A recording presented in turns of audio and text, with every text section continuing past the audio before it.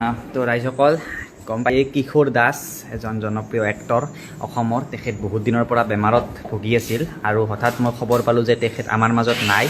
তো বহুত বেছি বেয়া লাগিল, মানে কি ক'ম, তেখেতৰ আত্মাই যাতে শান্তি লাভ কৰে এইটোৱে মানে কৰিছোঁ আৰু মই। তো ৰাইজসকল গম পাই কিশোৰ দাস এজন জনপ্ৰিয় এক্টৰ অসমৰ তেখেত বহুত দিনৰ পৰা বেমাৰত ভুগি আছিল আৰু হঠাৎ মই খবৰ পালোঁ যে তেখেত আমাৰ মাজত নাই। তো বহুত বেছি বেয়া লাগিল, মানে কি ক'ম, তেখেতৰ আত্মাই যাতে শান্তি লাভ কৰে এইটোৱে মানে কৰিছোঁ আৰু মই। তো ৰাইজসকল গম পাই কিশোৰ দাস এজন জনপ্ৰিয় এক্টৰ অসমৰ তেখেত বহুত দিনৰ পৰা বেমাৰত ভুগি আছিল আৰু হঠাৎ মই খবৰ পালোঁ যে তেখেত আমাৰ মাজত নাই। তো বহুত বেছি বেয়া লাগিল, মানে কি ক'ম, তেখেতৰ আত্মাই যাতে শান্তি লাভ কৰে এইটোৱে মানে কৰিছোঁ আৰু মই।